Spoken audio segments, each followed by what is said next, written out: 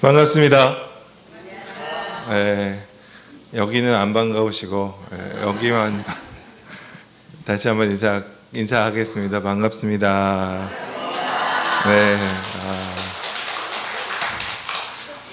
작년 12월에 제가 왔었더라고요.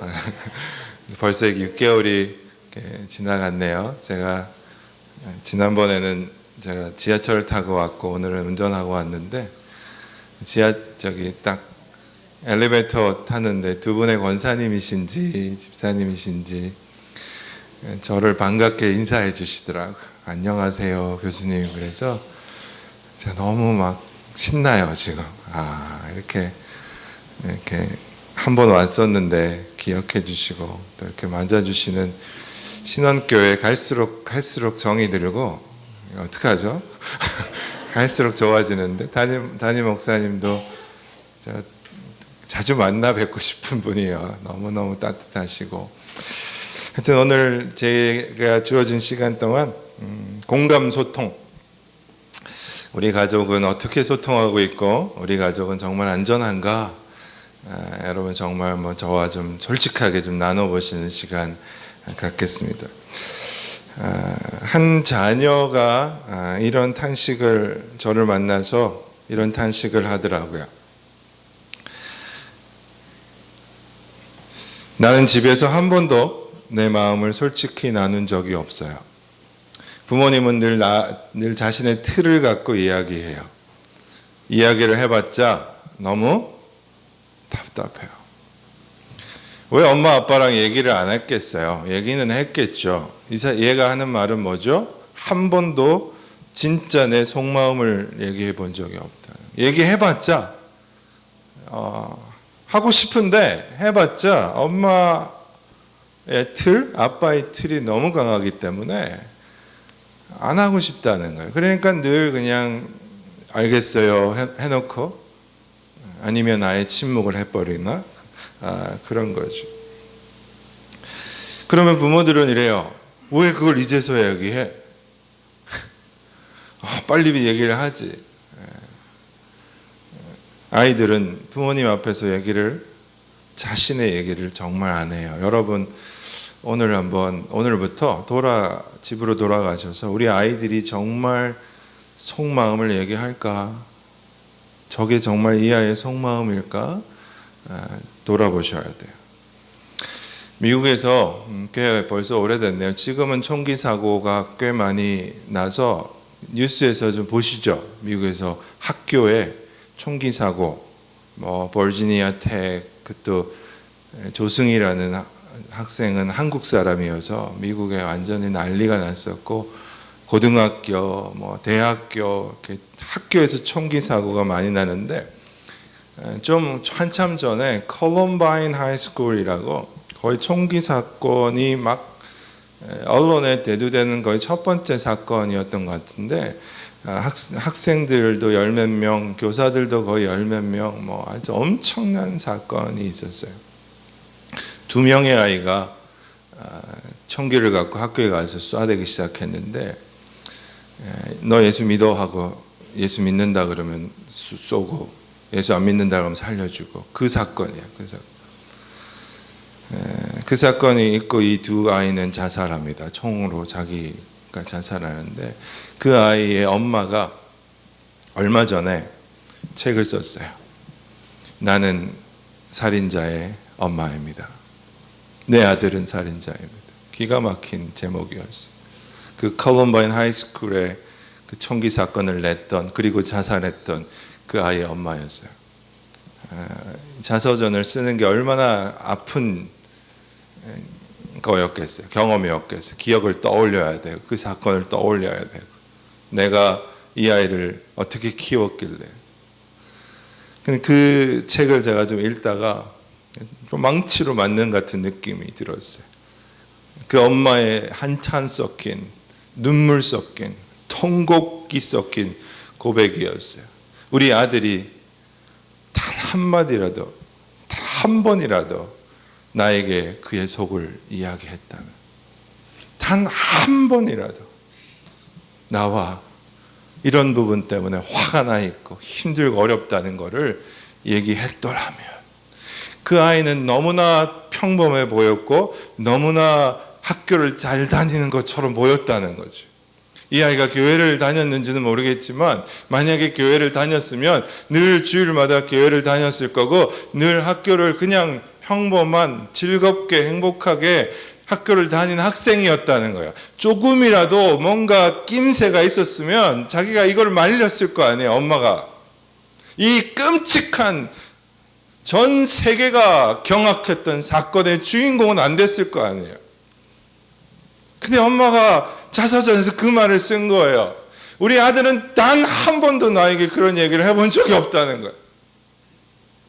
이 아이의 고백하고 비슷하지 않나요?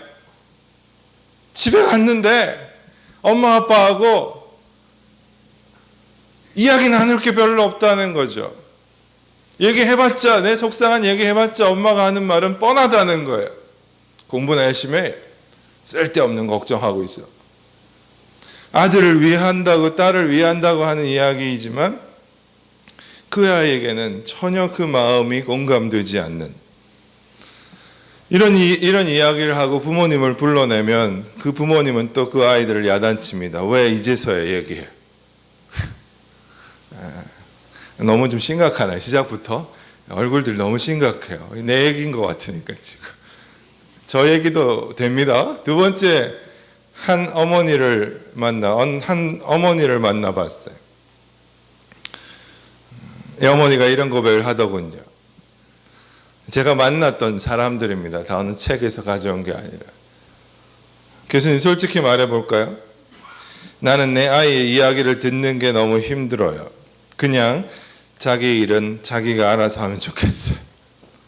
이 엄마가 나를 왜 찾아왔냐면 딸하고 소통하고 싶다고 찾아왔어요.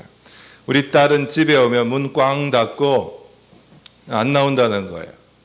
그리고 밥 먹자 그러면 밥 먹고 나랑 도통 얘기를 안 한다는 거예요. 그래서 너무 답답해서 저를 찾아왔어요. 저 딸하고 얘기 좀 하게 해주세요. 여러분 여기 그런 분들 없나요? 대화가 잘 되세요? 자녀들하고? 잘 힘들죠. 그런데 이 얘기를 듣다가 제가 그냥 갑자기 그런 생각이 든 거예요. 이 질문을 한번 해보고 싶은 마음이 갑자기 들었어요. 제가 무슨 질문을 했냐면 그 제가 던진 질문의 대답이었어요. 이게 무슨 질문을 했냐면 모르겠어요. 왜 이 질문이 갑자기 상담을 하면서 떠올랐는지. 어머니 제가 조금 약간 어색한 질문인지 모르겠는데 한 질문을 던져볼게요. 뭔데요? 그러니까 어머니 정말 그 아이의 그 딸의 이야기는 듣고 싶으세요? 이 질문을 던졌어요. 좀 어색한 질문이죠. 딸하고 얘기하고 싶다고 상담받으러 왔잖아요, 저한테. 근데 저는 오히려 그 질문을 역으로 던져본 거예요. 정말 딸 얘기 듣고 싶어요? 저는 그 질문, 저희 질문의 대답에 당연하죠. 그것 때문에 저 상담받으러 온 거 아니에요. 저 딸하고 얘기하고 싶어서 미치겠어요. 너무 답답해요. 도와주세요 할 줄 알았어요. 근데 그 어머니의 대답이었어요. 한참을 머문하다가 눈에 눈물을 글썽이면서 교수님 나 사실 그 아이하고 얘기하고 싶지 않아요. 아니 그 아이의 이야기를 듣는 게 너무 힘들어요. 그냥 지 일 지가 알아서 잘하고 학교 그냥 잘 다니고 좋은 친구들 만나고 그냥 지 삶을 지가 알아서 살아줬으면 좋겠어요. 듣는 게 힘들다는 얘기가 뭘까요? 그 아이의 짜증을 들어주는 거, 그 아이의 부정적인 마음을 들어주는 거, 그 아이의 속상함을 들어주는 게 힘들다는 거죠. 왜 그럴까요? 자기 삶도 힘든 거야. 자기 삶도. 이 부모는 그 남편하고 아내가 다 일하는 부부 뭐라 그러죠 그거를? 맞벌이. 고맙습니다. 한글 여기가 분위기 좋아. 내가 보니까 이쪽으로 가야 되겠어 내가. 맞벌이 부부. 앞으로 뭐 제가 모르면 여기 물어볼게요. 그렇다고 여기도 제가 좋아해요. 이거 뭐야 또 이거. 앞에 뭐가 있어요. 맞벌이 부부였어요. 그러니까 자기들도 뭐예요? 삶이 어려운 거예요. 힘든 거예요. 집에 오면 쉬고 싶은 거예요.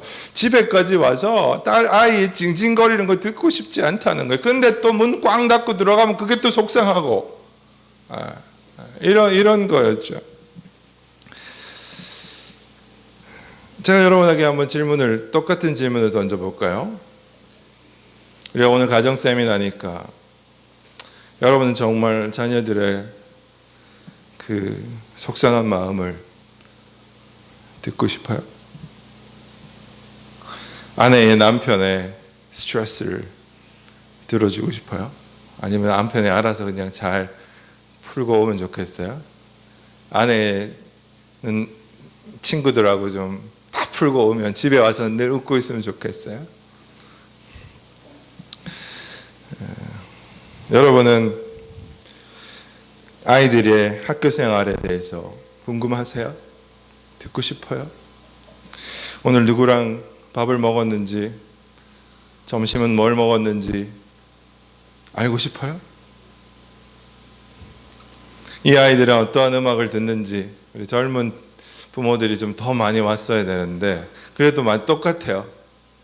어떤 음악을 듣는지, 좋아하는 가수는 누군지, 무슨 책을 읽는지, 무슨 고민이 있는지, 누구를 싫어하는지 알고 싶어요? 게임하지 마라, 핸드폰만 너무 하지 마라, 그렇게만 하지 말라 그렇게만 얘기하고 있지는 않나? 제가 미국에 있는 참 제가 존경하는 집사님이 있는데 아들 때문에 이 아이와 소통하고 싶어가지고 이 엄마가 고등학교 2학년짜리를 둔 엄마인데 아들하고 소통하고 싶어서 어떤 게임, 아들이 늘 게임만 하니까 게임하지 마라, 맨날 그냥 게임 때문에 싸우기만 하고 관계만 틀어지다가 안 되겠다 바꿨어요. 이 아이가 하는 게임이 뭔지 공부하기 시작했어요. 제가 저한테 그러더라고요. 이 공부를 이렇게 열심히 했으면 하버드도 갔겠다고. 게임을 막 파고들었어요. 이 아이가 하는 게임에 한 달 만에 이 엄마가 밤낮으로 게임만 했어요. 이 엄마가 밥도 안 먹고 기도도 안 하고 막 게임만 해서 그 게임에 가장 최고수가 됐어요. 그래가지고 이 아들이 엄마 얘를 이길 수가 없어, 얘가 최고수야, 난데? 그런 거야. 아들이 넙죽 엎드리고 엄마한테 그때부터 막 엄마랑 그 게임과 소통하기 시작했어. 그렇다고 아들이 더 게임을 많이 했을까요? No. 그러면서 아이가 게임에서 벗어나기 시작하고 부모와 가까워지기 시작했어. 한 달 동안 피나는 노력을 했단 말이에요. 뭐 하고 싶어서? 아들과 소통하고 싶어서. 아들이 왜 이렇게 여기에 빠져 있는지, 뭘 좋아하는지 소통하고 싶어서. 세 번째, 한 부인이 이런 고백을 하더라고요. 이 부인의 고백이에요. 이것도 제 수업 시간, 상담 시간에 들었던, 같이 한번 읽어볼까요? 시작. 나는 남편과 함께 있을 때. 처음에 이게 무슨 말인지를 몰랐어요. 저는 남편이 옆에 있는데 너무너무 외롭다고 막 우시더라고요. 이게 내가 여자가 아니니까, 저도 남자 상담자니까 이게 무슨 말이에요? 남편이 없어서 외로운 것보다 남편이 옆에 있는데 외로운 게 더 자기를 비참하게 만든다, 더 초라하게 만들고. 왜 이럴까요? 지금 어느 한 자녀의 탄식, 한 어머니의 탄식, 한 부인의 탄식 다 뭐예요? 소통하고 싶다는 거죠. 공감하고 싶다는 거죠. 우리 가족은 어떨까요? 여러분, 제가 한번 물어볼까요? 여러분의 아내는 뭐라고 얘기할 것 같으세요? 제가 1대1로 한 명씩 다 저기 목사님실에서 한 분씩 들어오라 그래서 제가 물어본다면 여러분의 남편은 뭐라고 얘기할까요? 여러분의 아내는 뭐라고 얘기할까요? 여러분의 자녀들은 뭐라고 얘기할까요? 자녀를 키우신 분들에게도 똑같은 질문이에요. 그들은 어떠한 경험을 하고 자랐을까요? 그 경험 때문에 그들이 만약에 엄마 아빠가 됐다면, 지금 여기 어르신들도 앉아 계시는데 여러분의 자녀들이 엄마 아빠가 됐다면, 결혼을 해서 그들은 그 아이들에게, 손자 손녀들에게 어떤 엄마 아빠가 돼 있을까요? 다 연결이 될 것 같아요. 부모가 자녀에게, 남편이 아내에게, 아내가 남편에게 줄 수 있는 최고의 형벌이 있어요. 형벌. 최고의 처벌이 있어요. 처벌. 손찌검을 할 수도 있고, 비난을 할 수도 있고, 조롱을 할 수도 있고, 무시를 할 수도 있고, 막 안 좋은 거친 말을 쏟아볼 수도 있고, 집을 나가버릴 수도 있고, 관계를 끊어버릴 수도 있고, 가족 관계 안에서 줄 수 있는 여러 가지 처벌이 있는데, 제 생각에 가장 악랄한 처벌, 가장 큰 형벌은 소통의 단절이에요.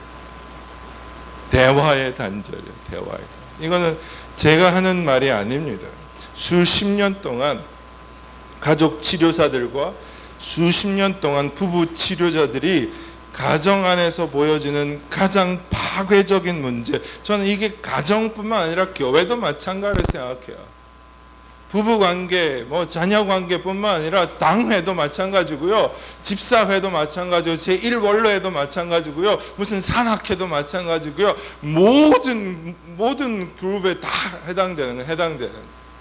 내가 뭔가 저 사람 관계 안에서 저 사람을 처벌하고 싶잖아요.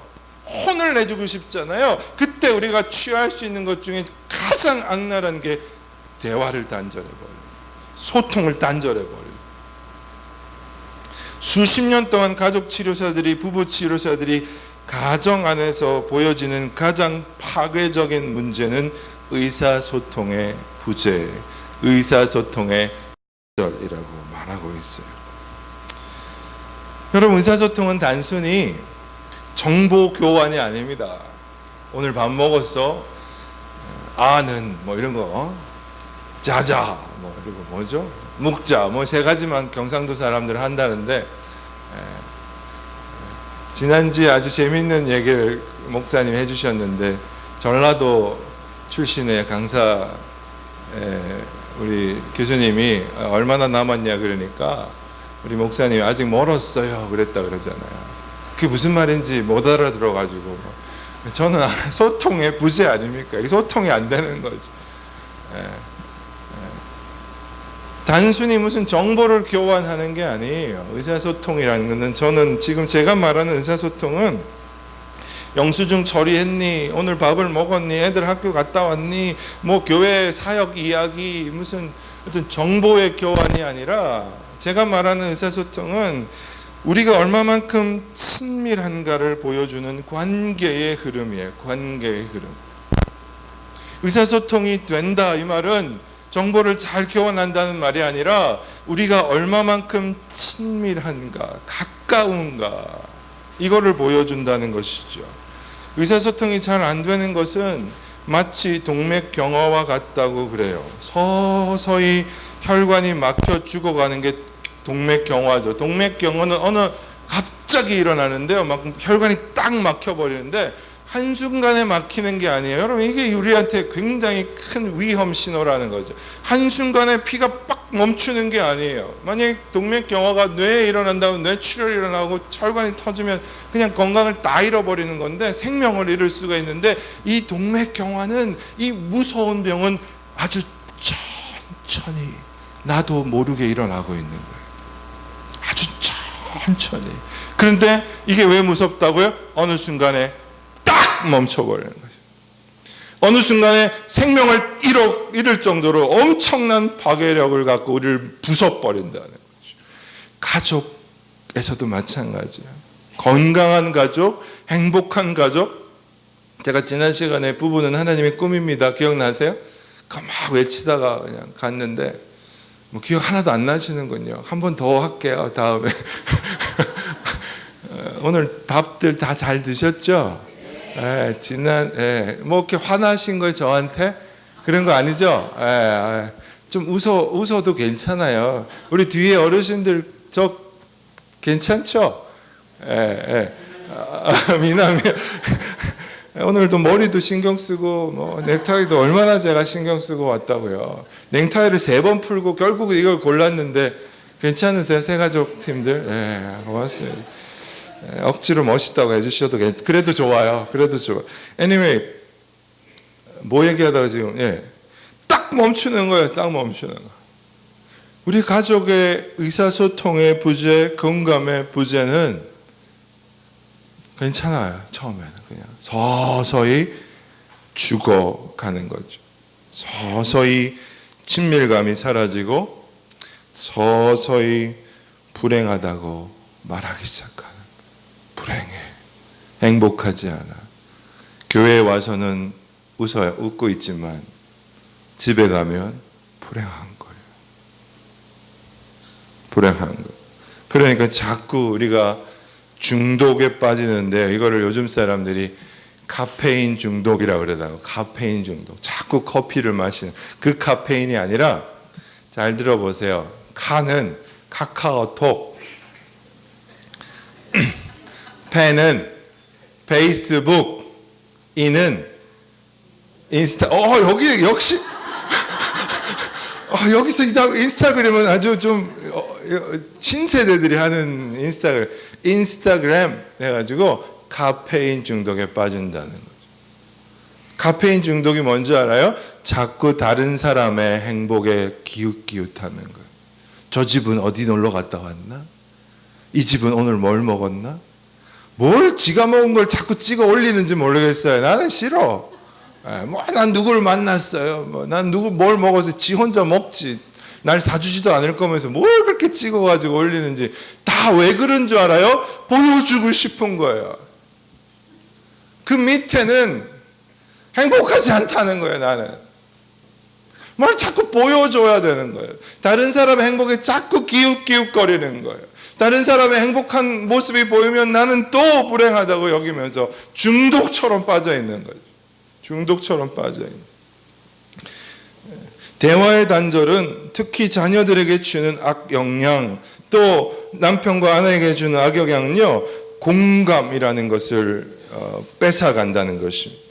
공감이라는 것이 자꾸 빼앗기면 타인의 감정을 공감할 능력이 떨어지고요, 인간관계 안에서 좌절을 경험하고요. 요즘 시대에 이 공감이 얼마나 없냐 보니까 애들이 자꾸 이런 말도 많이 들었을 거예요. 사이코패스, 그렇죠?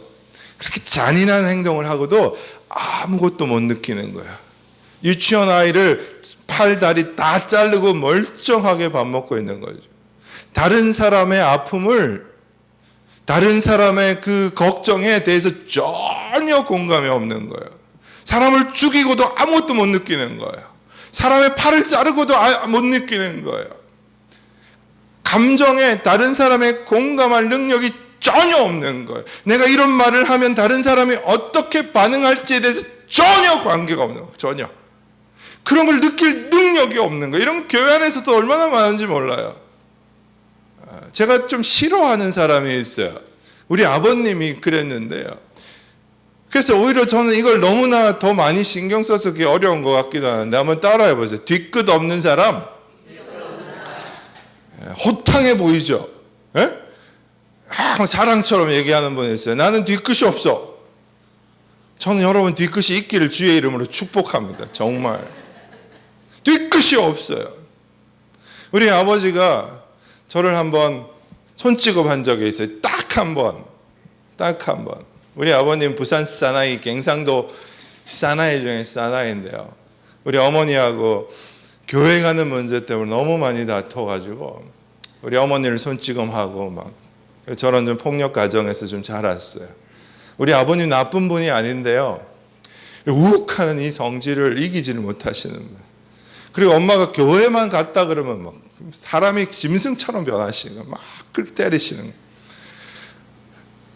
그리고 저도 아빠랑 관계가 너무 안 좋았고 그 아빠의 모습이 너무너무 싫어서 아빠처럼 안 살려고 무지무지 노력했고, 근데 하루는 우리 아버지한테 손찌검을 당했어요. 엄마만 때리던 분이 우리 자녀들은 거의 안 때리셨는데 저를 때리는 거예요. 왜 맞았냐면 단팥빵을 한 개 더 먹었다고. 예. 우리 아버님이 집에 오시면서 우리 세 남매인데 저희 누나 있고 저 있고 우리 동생이 있는데 단팥빵 3개, 그다음 크림빵 3개 이렇게 사오신 거예요. 근데 우리 누나가 고3이었는데 늦게 왔어요. 한 11시쯤 성악을 전공했거든요. 그래서 노래하느라고 우리 아버지가 분명히 그랬어요. 네 거만 먹어라. 누나 거는 남겨놔라. 누나가 공부하고 와서 성악하고 와서 배고플 거니까 2개는 남겨놔라. 분명히 얘기하셨어요. 근데 제가 2개를 먹었어요. 근데 저도 그때가 고등 1학년 때 막 먹어도 또 먹고 싶을 때 좀 더 사오지. 딱 2개만, 1개만 먹으라 그래가지고.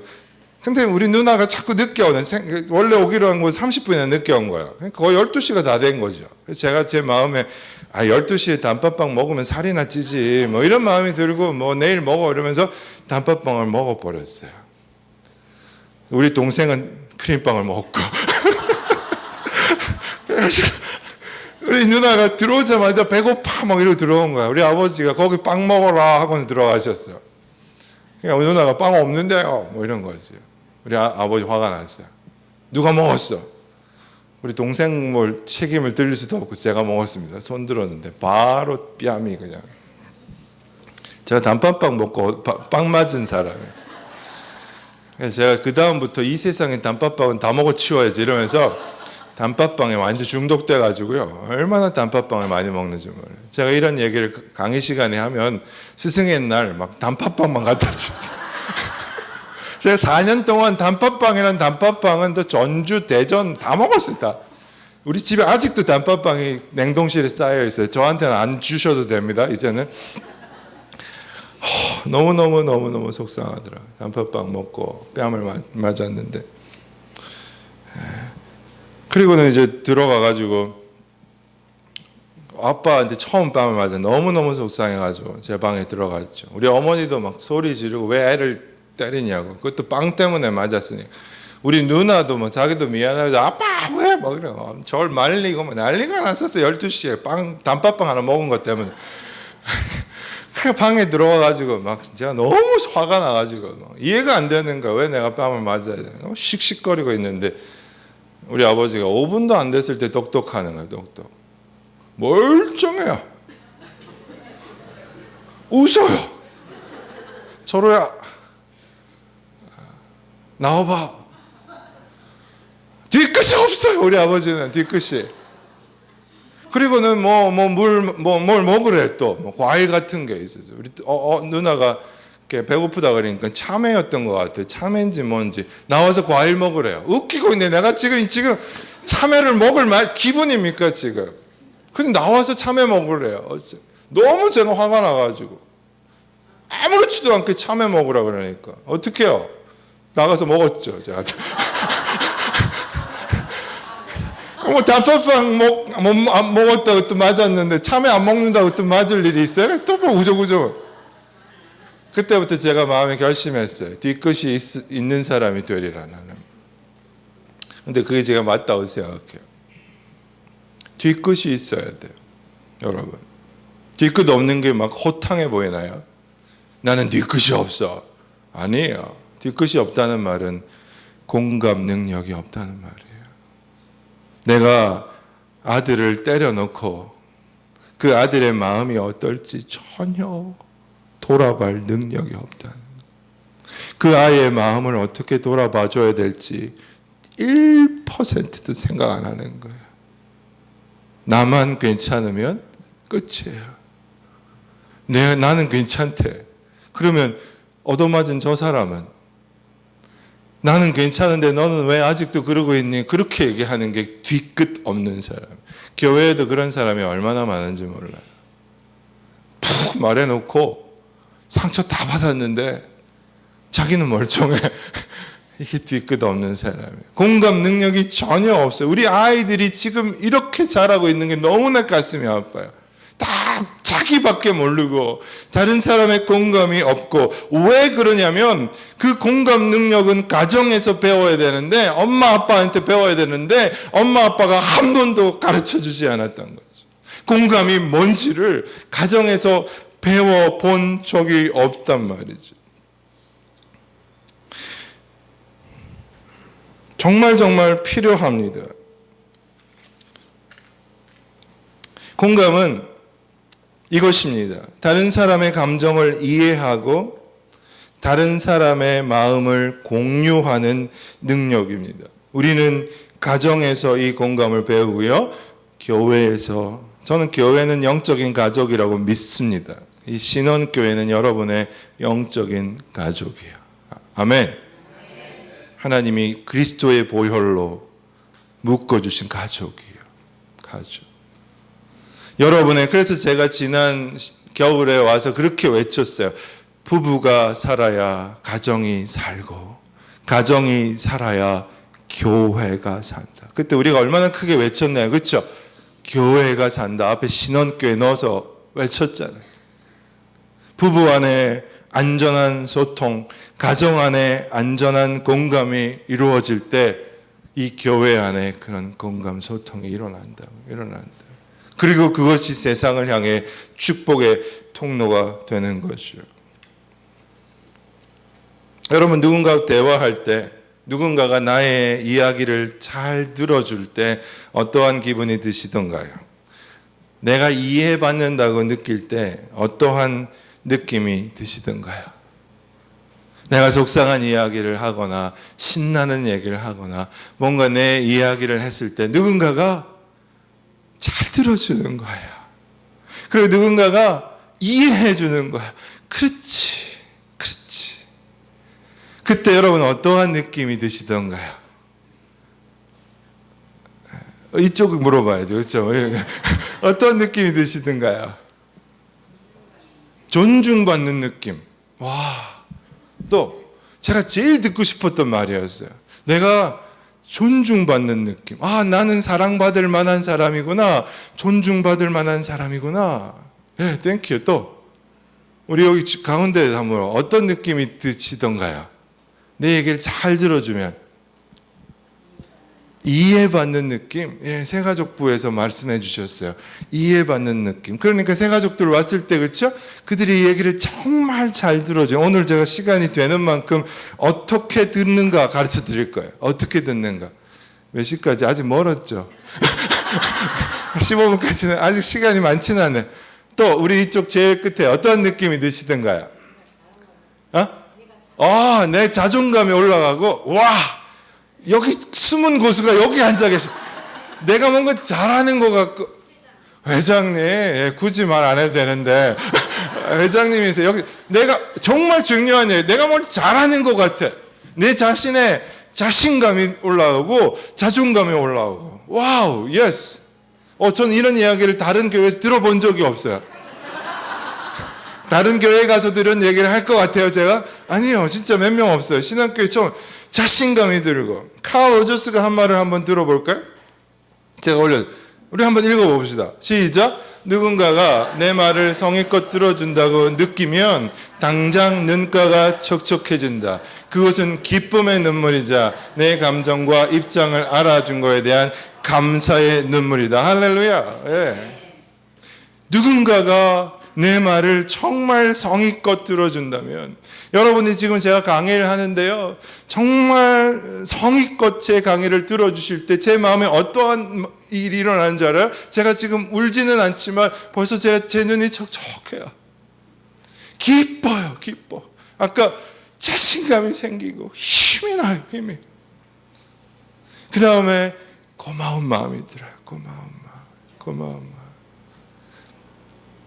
누군가가 나에게 물어봐주고 나에게 내 이야기를 성의껏 들어줄 때 내 삶에 기적들이 일어나기 시작한 기적들. 제가 한국에 온 지가 이제 4년쯤 됐는데, 미국에 있다가 4년쯤 됐어요. 근데 처음에 2014년에 처음 학교에 왔는데, 서울에 왔는데 20년 만에 오니까 20년 동안 제가 한국을 딱 2번 왔었거든요. 그러니까 10년에 딱 한 번씩 와서 너무너무 새롭더라고요. 한국 생활도 힘들고 또 학교 생활도 그렇게 쉽지 않고, 백화점에 갔는데 미국에서는 늘 이렇게 문을 열어주는 습관이 있어가지고 문을 제가 뒷분이 오기를 문을 딱 열고 잡고 있는데 뒤로 한 100명이 지나가가지고 제가 진짜 한 10분은 열고 있었어요. 제가 무슨 문 보이도 아니고 안녕하세요 막 이러고 아무도 고맙다고 안 하던데 계속 지나가는 거예요. 계속 이걸 어떻게 닫을 수도 없고 열 수도 없고 그런 것도 어렵고. 지하철 갔더니 제가 한국에 처음 딱 내려서 지하철 탔는데 처음 딱 느끼는 게 느낌이 뭐냐, 한국 사람이 이렇게 많구나. 너무너무 머리 모습도 비슷하고 얼굴도 다 똑같이 생겨가지고 적응이 안 되는 거야. 적응이 안 되는.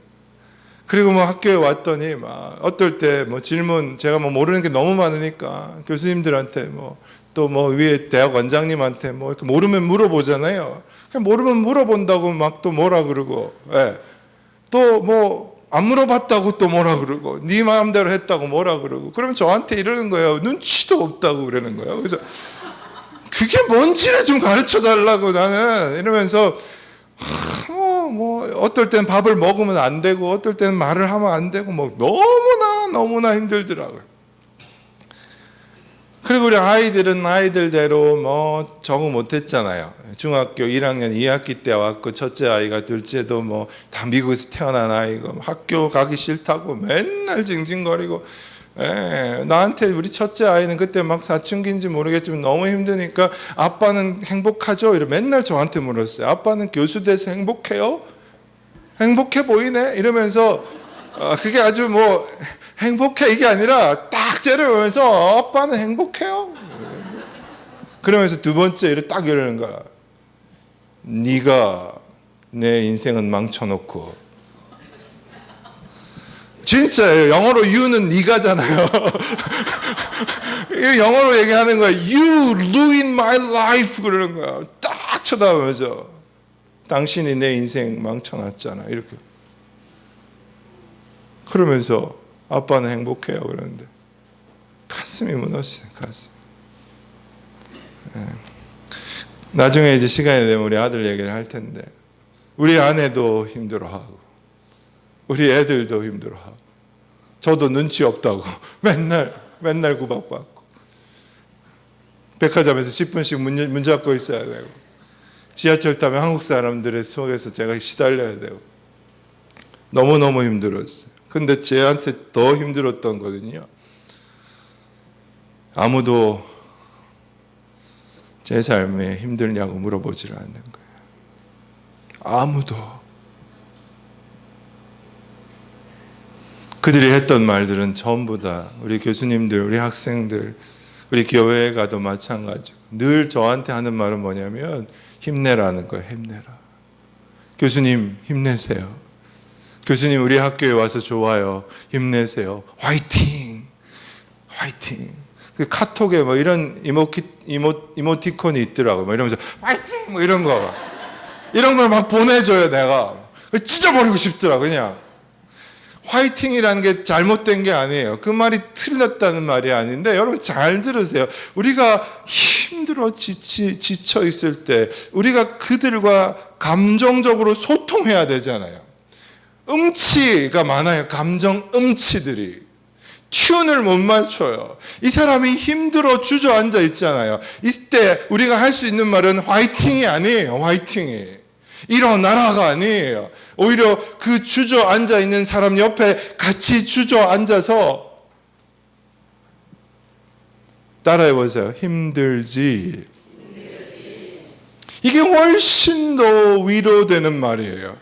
훨씬 더 힘이 되는 말이에요. 힘들지 하면 더 힘들어지는 게 아니라 그 한마디가 나를 일으켜 세우는 거예요. 왜요? 그 사람이 나를 이해해줬다는 말이에요. 그 사람이 내가 힘들다는 걸 알아줬다는 말이에요. 그거 하나도 없이 우리는 자꾸 화이팅만 외치는 거야. 화이팅. 우리 담임 목사님한테도 가끔씩 목사님 화이팅보다 그냥 바카스 하나 쓱 내밀면서 목사님 피곤하시죠? 힘드시죠? 이런 목사님이 더 피곤해지고 이런 게 아니라 힘이 나는 거예요. 힘이. 기쁨이 생기고 로저스가 말한 대로 감사가 막 생기고 그러는 거죠. 여러분, 가족 안에서 이런 공감 소통은 너무너무너무 중요해요. 우리 예수님은 공감 소통의 마스터였어요. 마스터. 사마리아 여인과의 대화가 기억나시나요? 피곤한 여행객처럼 여행객으로 사마리아 여인 옆에 앉아가지고 쪼그리고 앉아가지고 그 물을 또 들어온 그 여인, 늘 갈급했던 여인, 사람들과의 관계 속에서, 남편들과의 관계 속에서 그 갈급한 여인에게 예수님이 하신 말씀은, 야, 너 빨리 문동이 치우고, 내가 이게 아니라 예수님이 첫 번째 질문이 뭐였어요? 야, 나 여기 너무 좋아. 여기 너무 좋아. 어떻게 이럴 수가 있지? 제가 아까 먹다가 남은 유자차 좀 드릴게요. 예수님의 질문이 뭔지 아세요? 물을 좀 달라. 기가 막히지 않아요? 나도 지금 목마르다는 거죠. 너도 목마르지. 너도 힘들지. 나도 힘들어. 그렇게 시작된 대화예요. 나중에 메시아를 만나고 힘이 나서 어떻게 하죠? 물동이를 버리고 도망쳐 왔던 동네에 뛰어들어와 가지고 메시아를 만났다고 외치는 복음의 사도가 되어버렸죠. 창녀들을 만났을 때, 세리들을 만났을 때, 삭개오를 만났을 때 예수님은 그들의 자리에서 공감 소통을 시작하셨어요. 하늘에서가 아니라 전문가 입장에서 정답을 알고 있는 사람으로 답을 가르쳐 주신 게 아니라 그들의 자리에 내려오셔서 그들과 공감하기 시작해요. 그게 가장 보여주는 게 성육신 아닙니까? 성육신. 하늘에서 이 땅에 오셔서 십자가까지 가신 거 아닙니까? 이런 공감 소통은 너무너무나 중요합니다. 가족들 안에서 너무너무나 중요합니다. 이런 공감 소통을 통해서 내가 존중받는다는 거, 내가 사랑받을 만한 사람이라는 걸 배우기 시작하는 거예요. 배우기 시작. 아이들이, 남편이, 아내가 배우기 시작하는 거죠. 우리가 어떻게 하면 소통을 잘할 수 있을까요? 몇 가지 물어야 될 질문이 있다고 생각합니다. 첫 번째가 15분 남았네요. 첫 번째가 또 와야 될 것 같은데, 첫 번째가 우리는 다음에 넘어가시죠. 넘어가시죠. 첫 번째가 나는 정말 소통하고 싶은가? 그들의 이야기를 듣고 싶은가? 이게 제일 중요합니다. 제일 중요합니다. 아까 제가 잠깐 얘기했기 때문에 오래 얘기는 하지 않겠습니다. 내 마음을 들여다봐야 돼요. 내 마음을. 그 첫 번째 자녀의 이야기를 나는 듣고 싶지 않아요 했던 그 엄마의 이야기를 들어보셔야 돼요. 정말 내가 소통하고 싶은가? 여기서부터 시작해야 됩니다. 두 번째는 넘어가시죠. 이거는. 우리 가정은 안전한가입니다. 안전한가. 제가 오늘 강의 제목을 잘 싸우는 부부, 우리 가정 안전한가입니다. 저는 우리 아버지와 그렇게 소통을 해본 경험이 없어요. 우리 아버지는 늘 폭력적이었고 뒤끝이 없었고, 그 이유가 뭔지 알아요? 우리 아버지에게는 제가 안전하지 않았어요. 제가 제 부정적인 감정을 내어나왔을 때 그분의 반응은 늘 화를 내시는 거였어요. 아니면 차가운 침묵이었어요. 무관심이었어요.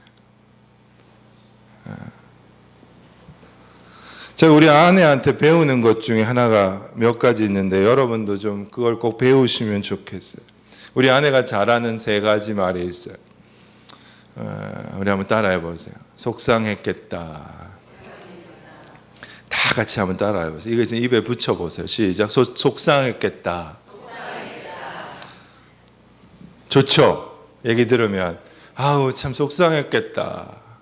근데 우리는 주로 뭐라고 얘기하는 줄 알아요? 뭐 그까짓 것과 속상해. 교수가 돼가지고 목사가 돼가지고 그런 거 가지고 뭘 속상해가. 집어쳐 그냥. 집어쳐 그냥. 잊어버려 그냥. 괜찮아. 예. 좋은 의도로 그런 말을 할 수도 있겠지만 전혀 도움이 안 돼요. 우리 아내가 두 번째로 하는 말 따라해 보세요. 화낼만 하네. 잘했어. 화낼만 하네. 그러면 제가 막 더 화를 내는 게 아니고요. 신기해요. 내가 화가 나가지고 또 내가 또 뭐 센터에서 또 뭐 학교에서 막 또 학생들 때문에 여러 가지로 시달려가지고 막 때로는 막 좀 화를 내고 짜증을 내고 와가지고 집에 와가지고 아내한테 그 학생 때문에 내가 속상해가지고 한마디 했다. 내가 그냥 좀 이렇게 했다 이렇게 얘기하면 우리 아내가 늘 하는 말이에요. 잘했어. 화낼만 하네. 그럼 희한하게 그 애들한테 하는 그게 쑥 없어져요. 아이고 내가 내일 가서 사과해야지. 뭐 이런 마음도 들고 이래요. 근데 만약에 이런 얘기를 들었다고 생각해 봅시다. 화낼 일도 아닌 거 가지고 그랬다고요. 쫀쫀하게 사람이 쫀쫀하게 말이야.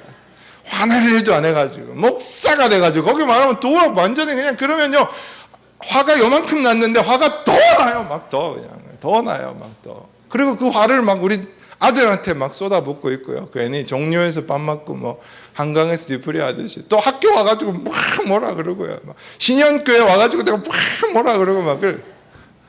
근데 우리 아내가 늘 이렇게 얘기하는 거죠. 화낼만 하네. 그러면 화가 쑥 떨어져. 속상할 만했네. 속상한 게 쑥 떨어져. 맨 마지막에 따라해 보세요. 울고 싶었겠네. 너무 좋아요. 저는 울고 싶었겠네. 근데 우리는 뭐라고 얘기하죠? 눈물 뚝! 눈물 뚝! 뚝! 뭐 뚝 하면 눈물을 안 흘리는, 겉으로 눈물을 뚝 하는데요. 속으로는 애가 울고 있어요. 울고. 지금 막 울잖아, 지금 또. 눈물 뚝, 눈물 뚝. 이런 이야기를 하는 거죠. 여러분, 내가 화가 났다는 감정을 표현하고 속상하다는 마음을 얘기하고 울고 싶다는 마음을 얘기했는데 그 반응이 가족 안에서 특별히 그 반응이 뚝 하라고 하든지, 그렇죠? 뭘 그런 거 가지고 화를 내냐고 그러고 뭐 그런 것 가지고 그렇게 속상해 하냐고 잊어버리라고 그러면 이 다음에 제가 그 사람들 아내 앞에서 우리 자녀들 앞에서 제 감정을 표현할 수 있을까요? 없을까요? 없어요. 안전하지가 않아서 그래요. 왜요? 내가 뭔가를 표현하면 특별히 부정적인 감정을 표현하면 처벌받을 것 같다는 거예요. 내가 교수가 돼가지고 목사가 돼가지고 내가 오히려 더 내 자신이 초라해지고 내 자신이 더 수치스러워지고 내 자신이 더 죄책감이 느껴지고 처벌이죠. 여러분 한번 요한일서 말씀을 한번 보시죠. 보시죠. 네, 같이 한번 읽어보죠. 시작. 사랑 안에 두려움이 없고 온전한 사랑이 두려움을 내쫓나니 두려움에는 형벌이 있습니다. 두려워하는 자는 사랑 안에서 온전히 이루지 못하였느니라. 우리가 사랑하면 그가 먼저 우리를 사랑하셨습니다. 아멘. 아멘. 뭐가 없다고요? 온전한 사랑 안에는 두려움이 없다는 거죠.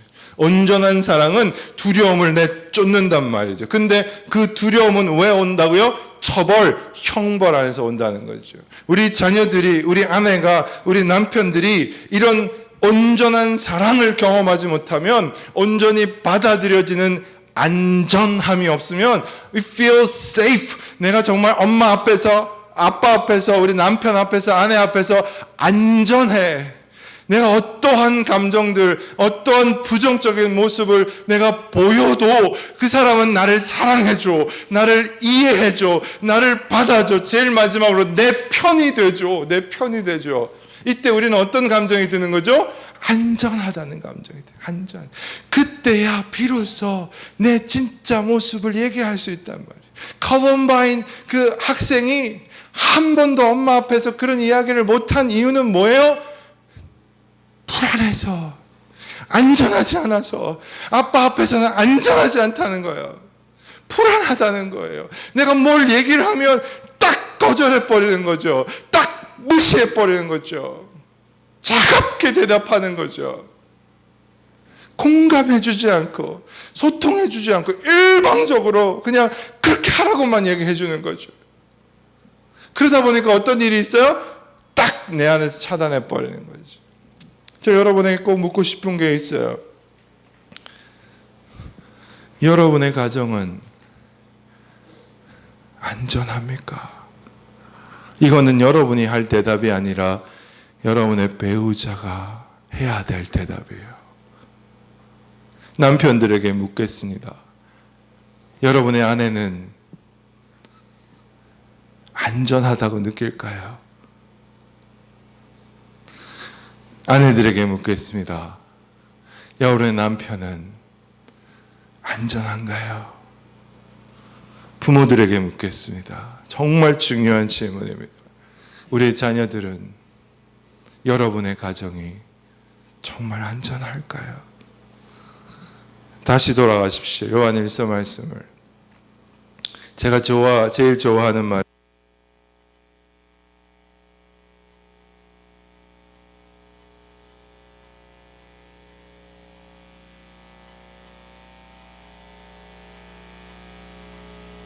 사랑하셨습니다. 누군가요? 우리가. 한번 다음 보시죠. 로마서를 보시죠. 같이 읽어봅시다. 시작.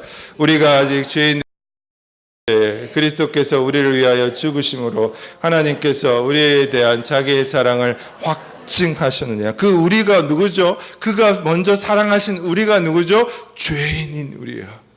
자격 있나요? 여전히 죄인 됐지만, 여전히 하나님께 반역한 존재이지만, 여전히 부족한, 하나님의 기준에 미달되지 못하는 부족한 존재이지만, 그리스도께서 우리를 위해 죽으심으로 내가 너를 사랑한다는 걸 확증해 주셨다는 거예요. 확증. 그때야 비로소 안전함을 느낀단 말이에요. 안전함을 느끼는 거예요. 내가 어떠한 모습이든지 우리 아빠 엄마는 나를 사랑해. 여기 이게 안전함을 느끼는 거야. 안전함을 느끼는 거지. 내 어떠한 모습이든지 우리 남편과 아내는 나를 이해해주고 내 편이야. 그때 뭘 느낀다고요? 안전함을 느낀다. 안전. 우리 가정은 어때요? 우리 가정은 안전합니까? 특별히 남편 되신 분에게 부탁합니다. 우리의 가정을 안전하게 만들어 주세요. 정말입니다. 정말. 공감소통에서 우리가 꼭 기억할 거 한번 봅시다. 그 앞에 한번 보세요. 앞에. 가족은 그 뒤에. 가족은 서로의 경험을 나누는 곳인데요. 보세요. 건강한 가정은 모든 수준의 경험을 지지해주고 격려해줘요. 다시 얘기합니다. 모든 수준에. 좋은 수준도 있고 나쁜 수준도 있어요. 근데 역기능적 가족은 어떻다고요? 같이 한번 읽어봐요. 시작. 따뜻하지 않고 정서적으로 차갑게 주고 있다는 거죠. 여러분 어느 집에 가보면요. 그게 딱 느껴져요. 말을 안 해도 돼요. 그 집의 신방을 가보면요. 집이 차갑게 죽어 있는 집들이 있어요. 싸늘해요. 싸늘해요. 어떤 집은 가보면요. 따뜻해요. 난방을 잘해서 따뜻한 게 아니라 따뜻해요. 여러분 어느 쪽이에요? 오늘부터 보일러 세게 돌려야 되겠다. 뭐 이런 생각하시는 분 있겠어요. 다음 봅시다. 무엇을 들어야 될까? 저한테 주어진 시간 20분에 끝낼게요. 제가 9분만 더 주세요. 이럴 줄 알았죠. 또 9분만. 9분. 여러분 괜찮으세요? 집에 가셔야 되는데 저도 가야 돼요. 집에 가야 되니까 9분만 더 주십시오. 뭘 들어야 될까? 어떠한 소통이 일어나야 될까? 우리는 내용이 아니라 바램과 염려를 들어야 된다. 따라해보세요. 내용이 아니라 바램과 염려를 들어야 된다. 꼭 제 아들 얘기를 해드리고 싶어요. 우리 아들, 우리가 얼마나 내용을 갖고 싸우는지, 우리가 들어야 할 건 내용이 아니라 그 내용 밑에 두 가지 바램과 염려인데요. 우리 아들이 처음 학교 와가지고 막 아빠만 행복하지, 아빠는 내 인생을 다 망쳤지 하면서 계속해서 매일매일 했던 게 뭐냐면 학교 가기 싫다는 말을 했어요. 학교 가기 싫어. 가봤자 뭐 배우는 것도 없고, 아침마다 일어나면 학교 가기 싫다 그러는 거야. 아침마다. 처음에는 좀 달래도 보고 막 어떨 때는 위협도 해보고 막 근데 뭐 매일 아침 학교 가기 싫다 그러니까 얼마나 속상해. 제가 한 번은 우리 아들한테 확 화를 냈어요. 확 화를 냈어요. 뭐 제가 이렇게 화를 낸 적이 없을 것 같아요. 우리 아내도 놀랄 정도로 너무 화가 나가지고. 그리고는 학교에 와서 학생들이 가르치는데 이게 가르쳐집니까?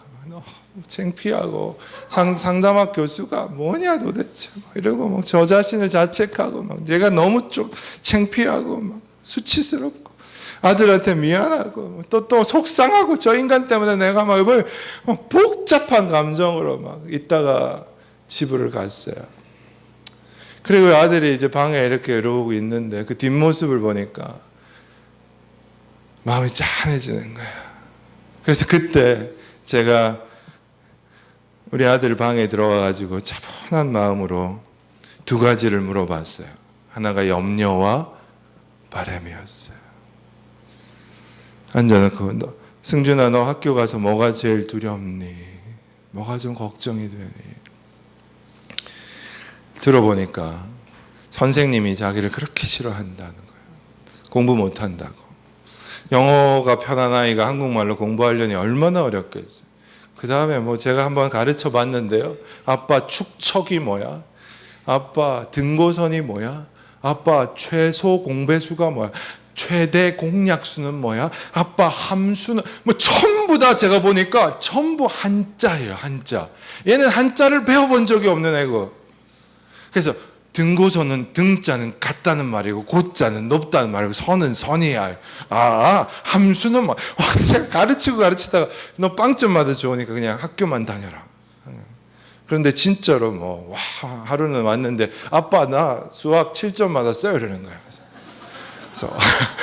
그래서 잘했다. 10점 만점에 7점이야. 야, 잘 찍었네. 내가 이러니까 100점 만점인데 이러면서 친구가 7점 아빠 나 5점 받았어. 뭐 사회. 그래서 100점 만점이야? 당연하지. 그러니까 선생님 볼 때는 이제 반평균을 막 낮추는 정말 그냥 진짜 문제아 중에 문제아가 미국에서 하나 맡았는데 내가 맡아가지고 지금 선생님 나름대로 가르치기도 힘들고 자꾸 물어보니까 이 사람이 가르치다가 저도 막 화를 낸 것처럼 큰 자를 갖고 맨날 머리를 그렇게 돌대가리야 이러면서 머리를 그렇게 때렸다는 거예요. 학교 가기 싫다는 거야. 선생님이 자기를 너무나 싫어한다. 애들이 막 자기를 놀리고 자꾸 영어 얘기해보라 그러고 한국말로 말하면 막 웃고 이러니까 그게 두렵다는 거야. 두렵다. 제가 이거는 대충은 이해했어요. 제가 우리 아들과 이야기하면서 제가 펑펑펑 울었던 게 두 번째 질문이었어요. 너는 바라는 게 뭐야? 염려는 대충 이해를 했다니까요. 학교 생활이 어렵겠구나. 선생님과 친구 관계가 어렵겠구나. 근데 이 바램은 한 번도 물어보지도 않았을 뿐만 아니라 궁금해하지도 않았었던 거죠. 제가 물어봤어요. 이 아이가 눈물을 쏟으면서 아빠 나도 공부 잘하고 싶어 그러는 거예요. 한 번도 생각을 못 해봤어요. 아빠 나도 공부 잘하고 싶어. 아빠 나도 선생님한테 칭찬받고 싶어. 아빠 나도 친구들에게 인기 있고 싶어. 같이 얼마나 울었는지 몰라요. 제가 지금까지 뭐만 들은 거예요? 학교 가기 싫어. 이것만 들은 거예요. 이것만. 내용만 들은 거예요. 내용만. 그러니까 계속 이 학교 가기 싫어 때문에 이 아이가 계속 관계가 틀어지고 마지막에는 막 소리를 지르고 막 그냥 해서는 안 되는 말을 했단 말이에요. 제가 지금 여러분에게 부탁하는 거예요. 진정한 소통은 어디서 일어난다고요? 내용이 아니라요, 그 밑에 있는 두 가지를 반드시 들어봐야 되는 거죠. 여러분의 아들에게 어떤 일이 일어나는 줄 알아요? 제가 그 얘기를 들어주고 같이 실컷 울고 나서, 야, 오늘 아빠가 네 학교에 가가지고 선생님하고 한번 얘기를 좀 할게. 내가 아빠가 네 편이니까 내가 한번 선생님 만날게. 같이 학교 가자. 제가 그러니까 우리 아들이 딱 날 보는 거야. 오지 마, 학교에. 이러는 거야. 왜? 아빠가 내가 가서 얘기해 줄게. 그러니까 괜찮아. 아빠랑 얘기하니까 좀 괜찮아졌어. 그 다음에 딱 가방을 딱 둘러매더라고요. 야, 너 오늘 학교 갈 거야? 학교 가기 싫다면서? 이러니까 딱 날 보면서 그냥 딱 보면서 학교 생활 하다 보면 그럴 수도 있어. 학교 갔다 올게. 그러면 제가 그 뒷모습을 보고 하염없이 울었어요. 내가 뭐 해준 게 있나요? 제가 학교에 선생님을 만났나요? 무슨 미국으로 다시 학기를 보냈나요? 내가 해준 건 하나도 없어요. 제가 해준 건 뭐죠?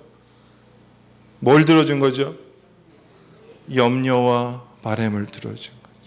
그때 무슨 일이 생겨요? 부정적인 감정이 싹 그에게 있던 선생님에 대한, 학교에 대한 부정적인 감정이 싹 빠지고, 두 번째 뭐라고요? 자신감이 있어요. 아까 우리 회장님이 하신 말씀에 제가 그렇게 좋아했던 이유가 이 얘기 때문이죠. 자신감이 생기는 거죠. 이 아이가 집어 던졌던 가방을 다시 들고 학교로 다시 들어갈 수 있는 힘이 생겼다. 왜요?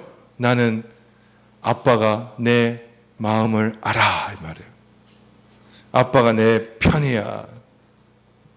내가 또 학교에서 힘든 일이 있겠어요, 없겠어요?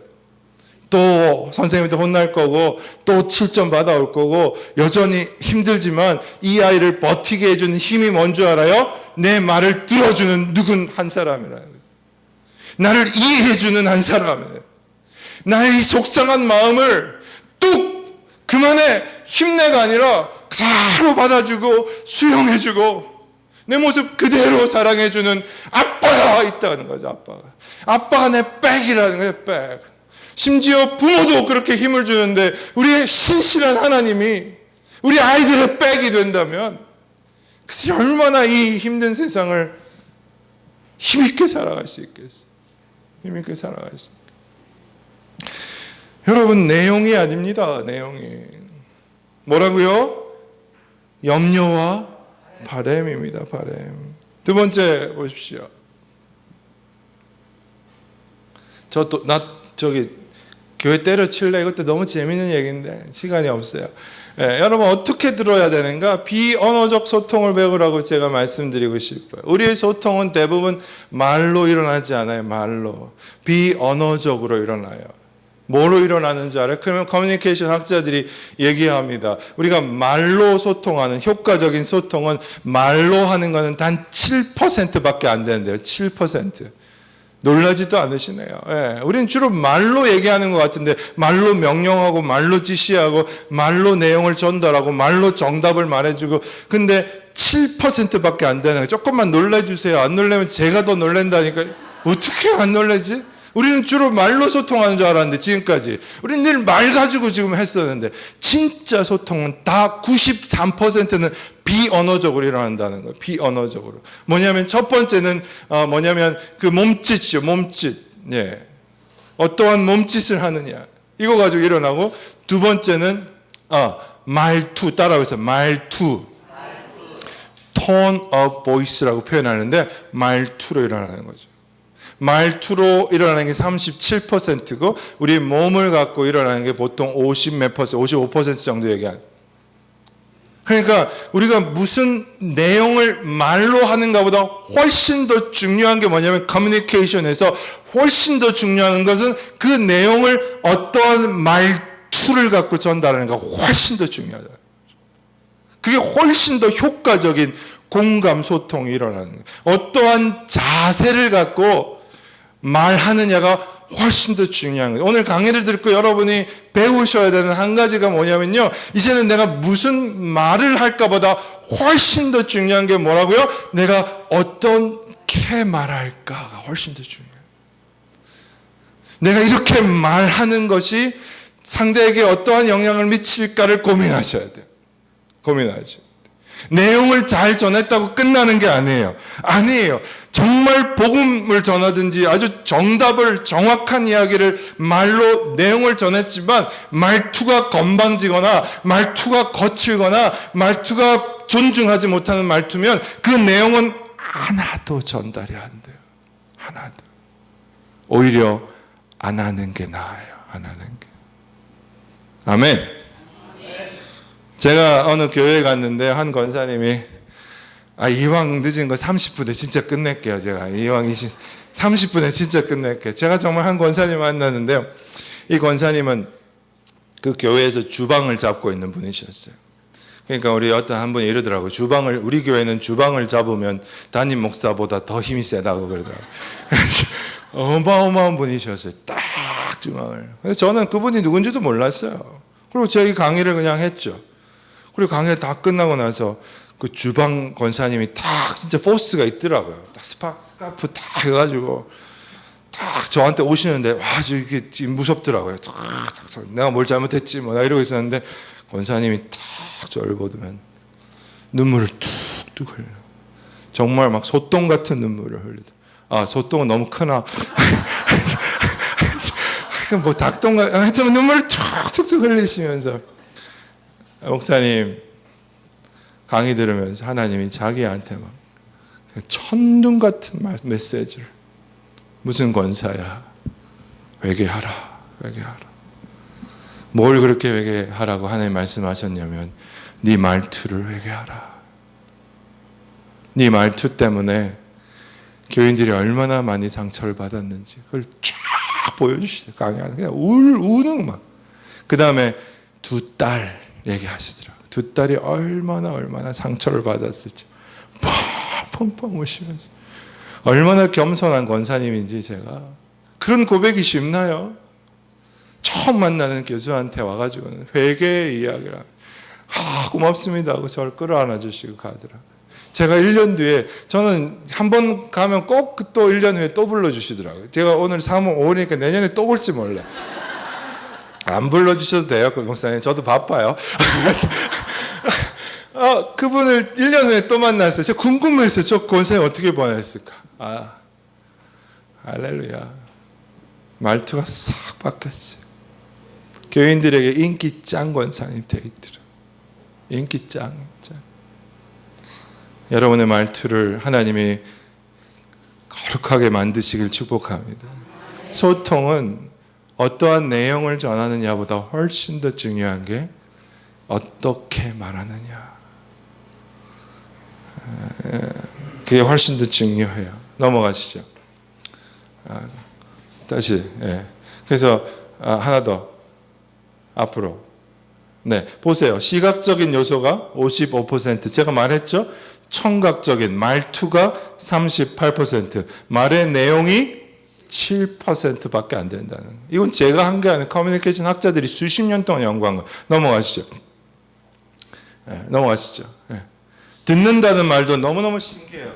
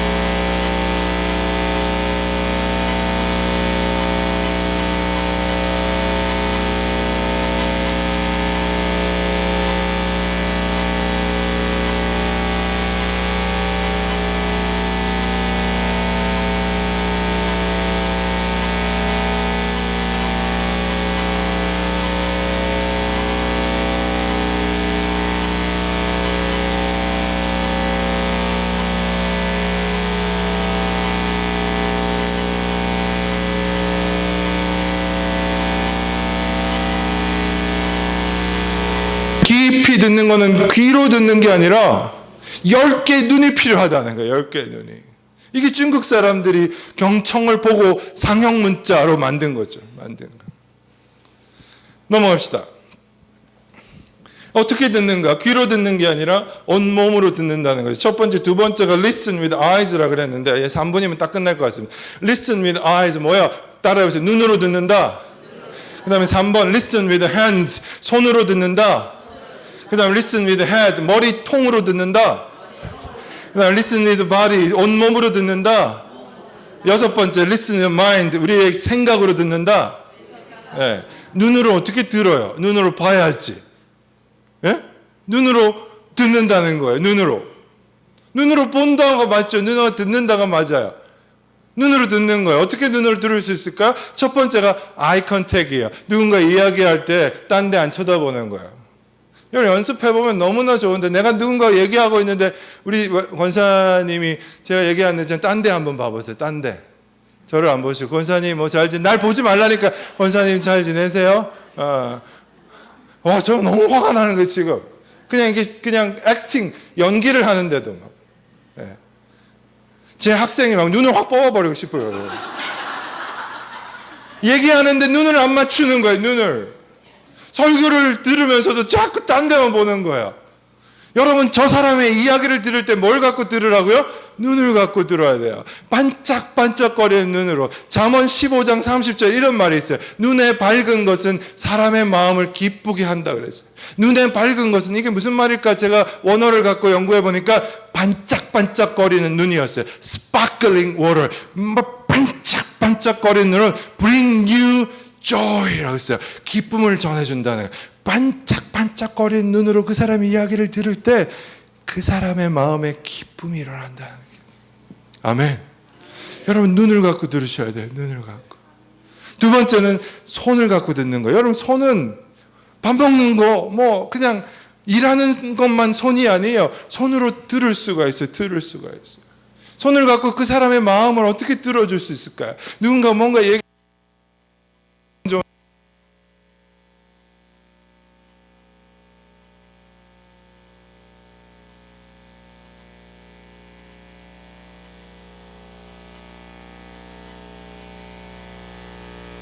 그만할게. 나도 가고 싶어. 그 다음에 또 여러분 제가 저 부탁을 드릴게요. 목사님 설교하고 이러실 때 정말 은혜 받은 주일날은요 말할 필요 없이 따라해서 딱 말하지 말고 따라해 시작. 그 다음에 말 안 해도 돼요. 손으로 그 사람을 인정해주고 지지해주고 내가 당신의 말을 들었습니다를 보여주는 거예요. 딱 그런 거예요. 제발 이렇게 하지 말고 제발. 목사님 오늘 딱 얼마나 멋있어요. 우리 목사님한테 해볼까요? 시작. 목사님 말 안 해도 돼요. 말 안 해도. 네, 말 안 해도 돼요. 손으로 다 하는 거예요. 손으로. 제 강의 끝나고 하지 마세요. 제발. 네, anyway. 손으로 다 하는 거야. 그다음 손으로 누군가를 툭툭툭 두드려주는 거. 애썼어. 힘들지. 할 말이 너무 많은데 손으로 툭툭. 예, 한번 옆에 사람을 두드려 보세요. 툭툭. 세게 때리지 말고. 툭툭.